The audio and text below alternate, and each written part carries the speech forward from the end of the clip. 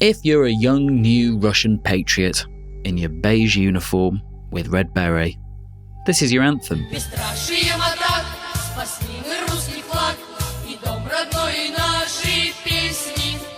They're singing, shoulder to shoulder, the Russian army marches, and though the path of war is not easy, we will serve Russia.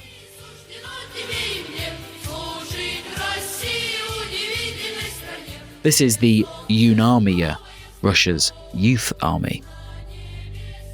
It's in just about every school in Russia. The kids go on PR tours, they appear with Putin. They're almost everywhere, they're almost inescapable in society. And the numbers involved are growing and growing rapidly. It's not your ordinary after-school group. They spout hate and prepare for battle, on the battlefield and online. How is Putin trying to mould a new generation of zealous ultra-nationalists? And why are Russian teenagers falling for it? You're listening to Stories of Our Times from The Times and The Sunday Times. I'm Luke Jones. Today, meet Generation Z, Russia's new fascists.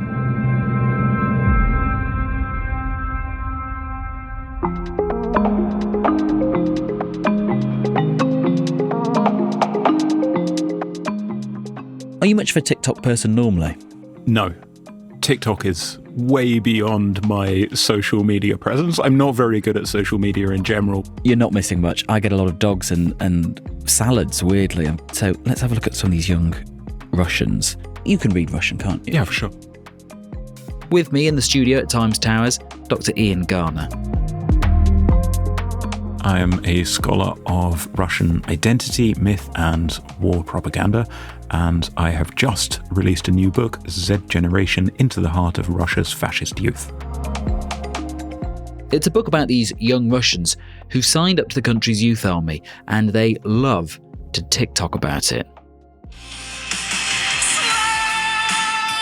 So this here is 6 girls or so with red berets, beige tracksuits, and they're saluting, holding their hands over their hearts. What's the caption there say?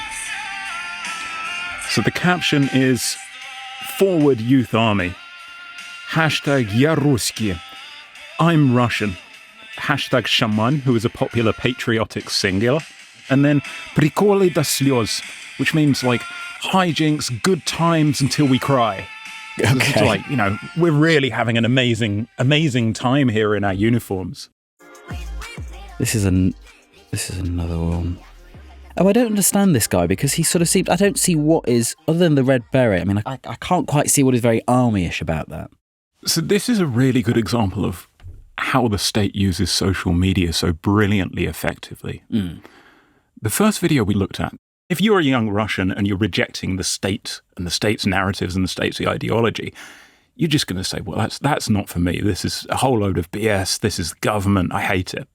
This guy who was in the youth army, this is much more useful for the state. It's much more subtle. It's much more insidious. This guy actually, he has about 33,000 followers on TikTok. He's young, 15, 16 years old. And he incorporates this visual language of the youth army into being an ordinary teenager. Yes. And so he talks on his TikTok feed about just usual everyday teen stuff. You know, here are the girls that I fancy. Here's what I'm studying this evening. I've got exams coming up, blah, blah, blah, TikTok, hashtag self-actualization. But he does it wearing his youth army t-shirt. And he's a good-looking lad, right? He seems like he's having a good time in life. It really is classic Instagram and classic TikTok stuff. It looks like the TikTok videos you know and maybe don't love so much if you're over the age of 21. It's dances. It's snappy music. It's playing on memes that look really familiar, even Western memes. It doesn't have to really make sense from an ideological perspective. It just has to appeal. So when other young Russians look at that, they think, hey, maybe joining this group isn't so bad. Maybe this isn't a big fascist move. This could just be a part of life. And a lot of this stuff is produced actually by the groups themselves as sort of formal activities. One day you're disassembling an AK-47, the next day you're doing intensive memeing. Yeah, absolutely. Intensive memeing is a great way to describe it.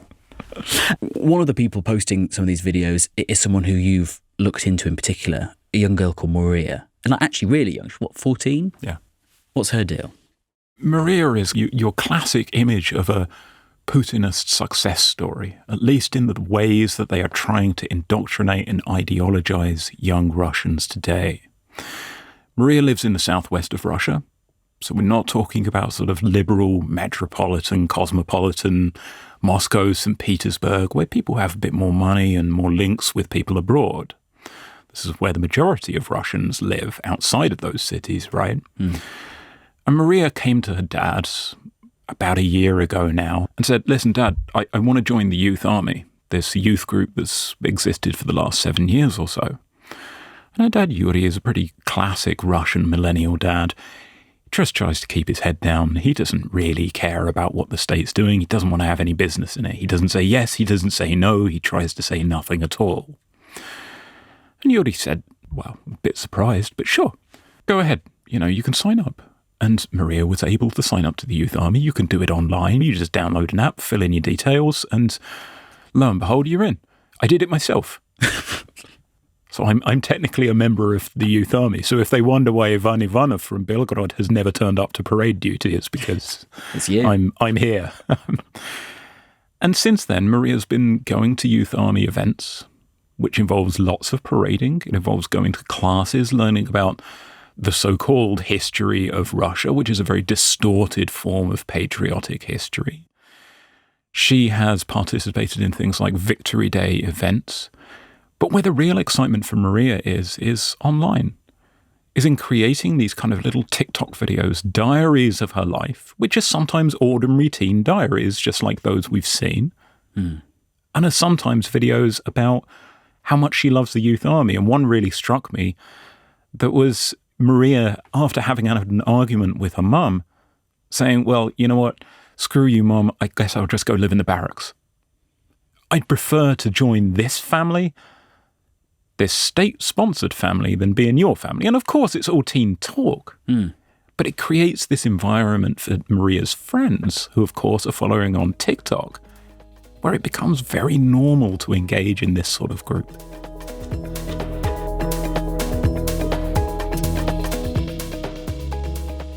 In those videos, they all had those red berets on of the youth army. So it's an organised group. I don't know, something like what the sort of Hitler Youth was. What exactly is it in the physical world? So I think we always have to be a bit wary about comparisons with the Hitler Youth and with Nazism in particular. But yes, this is a state-organised military group. Putin increased military spending.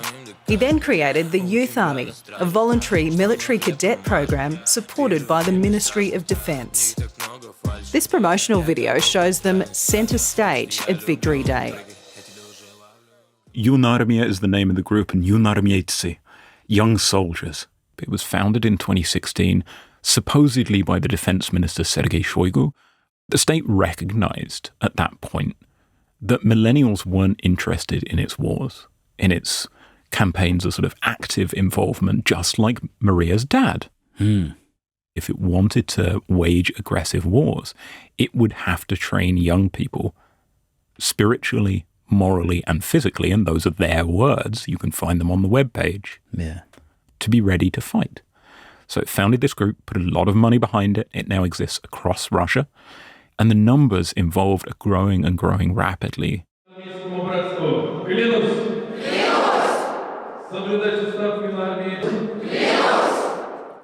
They've grown by about 300,000 in the last year alone. Gosh. To what kind of level? So now we're up to 1.3 million kids. It's what, sort of a tenth in terms of the youth population of the country? Yeah, so something like that. I was talking to folks who work in the youth army, some of the leaders. They told me we can't cope with the demand. Over the last year, we don't have the resources, and the state has actually just upped the budget for the youth army because it wants so many kids enrolled, as young as 6. And the 6-year-olds don't get to fire the guns, but they practice taking the guns apart and putting them back together again.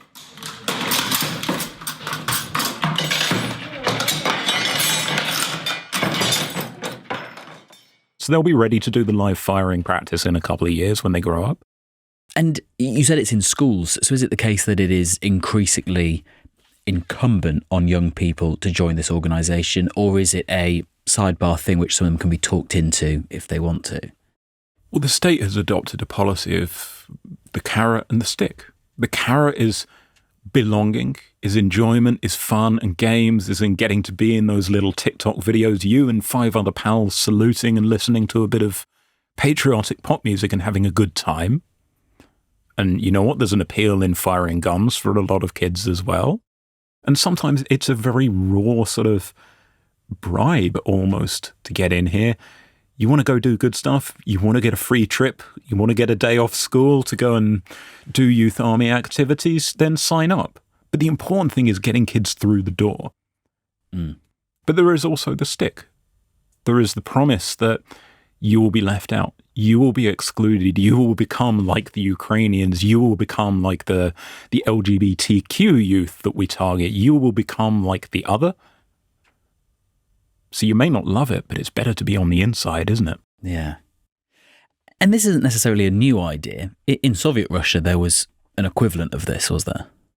Yeah, so the Soviets had an organization called the Pioneers, which was less militarized, I would say, than the youth army. Children as young as 7 can join official youth organizations. Both schoolwork and after-school activities teach collective values. The ideal is a person totally free of individualistic ideas, a team player. Almost every Soviet child was in the Pioneers, and it really was like Cub Scouts. There was ideology because it was the Soviet Union, and ideology was everywhere. Yeah. But you could pretty much skip out on the military parts. You didn't need to be involved, and it wasn't really a tool to prepare children purely for military careers, or at least to have that goal so central to the organization's purpose. And so the real innovation is not just the digital stuff and in pushing it in that regard, but in making this an organization that's designed to appeal to, they plan to have 1/3 of the school-age population enrolled in the next few years. This is designed to provide bodies for the front. And you describe this as being fascist. Is this sort of classically fascist, do you think? Well, I think there are elements of it that are classically fascist. And I know that when I use the term fascism, some people have a knee-jerk reaction that I'm just reaching for the most extreme word that I can. And I understand that. But there is a really good rationale behind its use. Fascism is an ideology in which war is waged to create peace, in which we blame some outgroup, some other. If we can only destroy this other, then we will become better and we will return to a sort of a state of purity. We'll be elevated to a state of betterness, and we'll be able to live in a utopian world in which we can live with the best bits of the Soviet Union, the best bits of the Tsarist era, a bit of Russian folklore. All things will be possible. All dreams will come true. But we've got to wage war. We've got to destroy something within ourselves, but also outside. And isn't it interesting, that fascist way of looking at an idealised future and an idealised life is just so ripe for exploitation of social media, which a lot of social media is about that, isn't it? You know, your best possible life and a sort of glorified version of the life you could be living. It really is. And in this really sort of shattered and fragmented reality that we all feel that we live in today, where the world just seems to be moving very fast. And social media is full of arguments and fights. And you go on social media and about 12 seconds later, you feel so agitated and unsure of what's true and what's real. It's very easy to create these little bubbles of harmony where things look peaceful. But if you want to create a neo-fascist movement, those bubbles are full of very vicious rhetoric. And there must be people, like in the West, people become Instagram or TikTok famous and become sort of celebrities in this world. I imagine that must be the case here as well. Absolutely. So the state is very aware of the power of celebrity, and it has long lured influencers into its orbit, mostly with the promises of cash. But sometimes influencers are genuinely on the bandwagon of ideology. And a really good example when it comes to the youth army is around 2019, recruitment efforts were going okay, but maybe not quite as well as they would have liked. The whole organisation looked a bit staid. It looked like your dad's paramilitary youth group rather than something that's fun and peppy and social media. And so they recruited Nikita Nagorny, who is an Olympic champion gymnast, as the leader of the group. He doesn't really take the formal decisions. He's more of a figurehead, kind of a leader. And this guy, he's a handsome boy. He's 26 now, I think, so he still actually competes as a gymnast. He is ripped, chisel-jawed, always smiling. He has a huge number of followers on social media, 700, 800,000 followers on various different platforms. And he posts a combination of sort of wellness, lifestyle videos, workout videos, videos where he's meeting celebrities. Then he's meeting Putin. Oh, and here he comes posing in Youth Army uniform, telling you about why Victory Day is so important. Sinister. It is. It's really insidious. And again, it's this idea that not everything is the Youth Army. We're not throwing it in your face the whole time. We just create this sensation that if you want to be cool, if you want to have fun, you can join and be just like Nikita. Ian, if we need a really stark comparison between what's happening with young people now in Russia, I guess we could go back to your own student days. So I lived in St. Petersburg, and back in the 2000s, there were some opportunities to participate in youth groups like Nashi, is the one that most people have heard of. Nashi was a group that briefly existed in Russia that the government created, and basically they were there to stick Putin t-shirts on, cause trouble, push the gays around a little bit. There were some stories about them harassing the British ambassador, but it was very much about sort of a performance of anger and a performance of youth support for Putin. But I didn't know anybody who was in Nashi. Nobody knew anybody who was in Nashi. It wasn't cool. It was a bit sad. Most of the people involved were there because they got free tickets into Moscow or Petersburg, maybe got a little bit of cash for turning up to some rally, and it wasn't really a big indoctrination project. Most of the people that I knew back then were liberal, were looking forward to European futures, wanted to travel, were certainly very interested in talking to me because I'd been abroad and they wanted to practice their English, learn about what life was like, open up their view on Europe and the world. And today it feels like that's flipped around. They want to pull that window shut.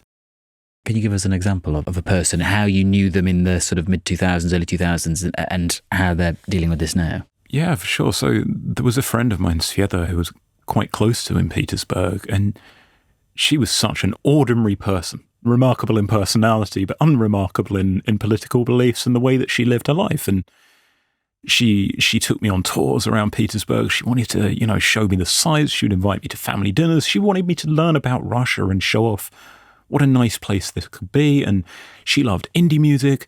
One summer she got tickets to Foals, and she was just so super excited. This was about, 2008, 2009, back when indie music was hot. Back when the Foals were popular. Back when Foals were super popular. I'm sure they're doing very well for themselves now. And Sveta spent the last few years as a school teacher. That was always her intent. And so she's been wrapped up in the middle of this ideologization project as she's seen more and more patriotic content introduced into school syllabuses. And I reached out to her to talk to her about the book, and she knocked me back and said, things are difficult. I don't want to talk. Right? I certainly don't want to talk to anyone from the West. And I don't think she was being rude. She's looking out for herself. And a few days or a few weeks after we'd had that conversation, I saw a picture on her VK feed. VK is like the Russian Facebook, this popular social media network. And it was her and her colleagues standing in a school playground. There she was, sadly waving a flag. You have to give in. You have to do the performance if you want to participate in civil life. Certainly if you want to be involved in the lives of young people in Russia today. Where does the Z come into this? Because this generation is Generation Z, if you think of millennials and Generation X and all of that. But Z in itself is a bit of a Russia-Ukraine war meme in Russia as well. The whole symbolism of Z is really indicative of the way that the state can whisper meaning into something that is fundamentally empty. Because Z has no basis in Russian culture. There's no precedence for its use anywhere. Basically, they dreamt up its usage as a symbol of war when they didn't win the war in 3 days. Yeah. Does it even stand for anything? It stands for whatever you want it to be. Okay. It's a plastic symbol. Yeah. Some Russians who are opposed to the war use it to say, Zачем? What for? As in, why are we doing all this? Zачем? But it also means Z, za, and that means for. За мир. We're doing it for peace. За Россию. We're doing it for Russia. We can make it into anything we want. And now, the Z is just unmistakably a part of the war, unmistakably associated with a particular ideological campaign. And if it can do it with Z, the state can do it with almost anything in any context. Putin isn't going to be in charge of Russia forever. This war with Ukraine isn't going to continue forever. These 1.3 million youth army kids in Russia will have long lives ahead of them. Do you see this here today, gone tomorrow, like many memes on TikTok and trends that teenagers get into? Or is this something a bit more sinister which could grow up with them and change how Russia grows, even beyond the here and now? Well, in a sense, we don't know. We can't predict the future. But what I would say is that when we look at comparable regimes, when we look at Hitler's Germany, when we look at the Soviet Union, when we look even at groups like ISIS, we know that de-radicalization doesn't generally happen overnight. And when we think about what young Russians are being taught, they are being taught that everything on the outside of Russia is bad, is evil, is threatening. I think it's fair to surmise that those who are on the inside of this world, as things go wrong for Russia, or as potentially, let's say, Russia spectacularly loses the war, Putin is deposed, there is the chance for a fresh start. They're not going to be looking within themselves and within Russian society for the answers about where to start to change things. They're going to be looking for other people to blame. As they're taught that traitors and the West are to blame for Russia's failings to become a great power again in the wake of 1991 when the Soviet Union collapsed.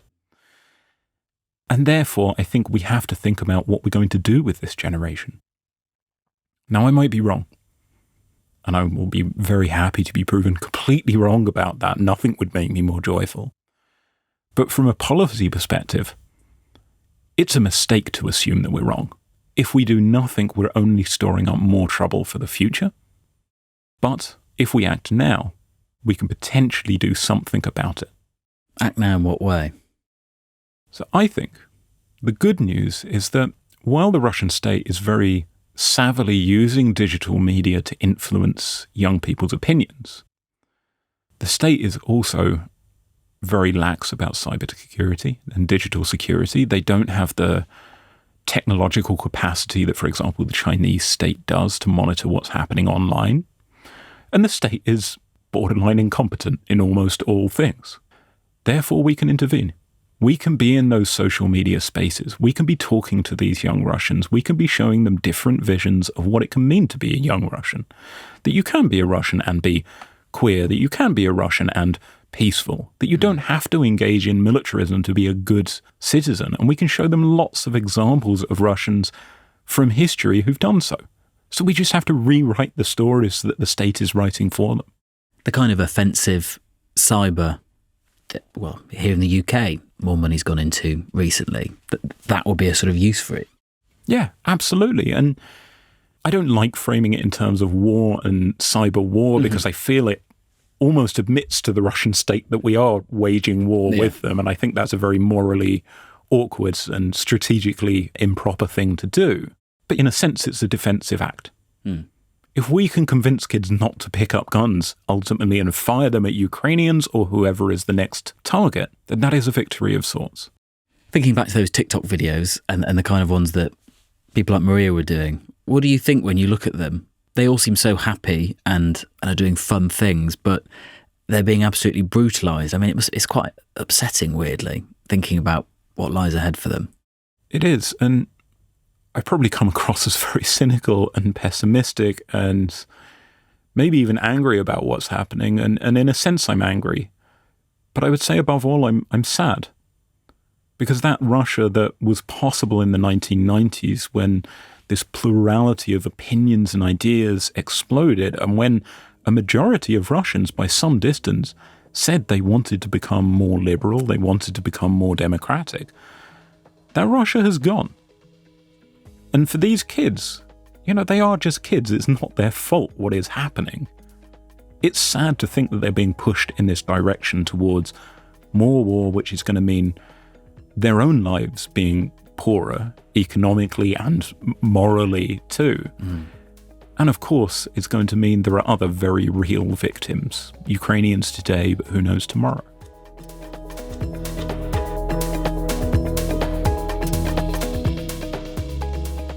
You've been listening to Stories of Our Times, a podcast brought to you thanks to subscribers of The Times and The Sunday Times, with me, Luke Jones, and my guest, Dr. Ian Gardner. Dr. Gardner's book, Z Generation, Into the Heart of Russia's Fascist Youth, is available now, and if you're a subscriber to The Times, you can follow all the latest news from the war in Ukraine at thetimes.co.uk. The producers were Edward Drummond and Max Kendicks. The executive producer is Kate Ford, and sound design was by Tom Birchall. If you can, leave us a review. It helps other people find us. See you soon.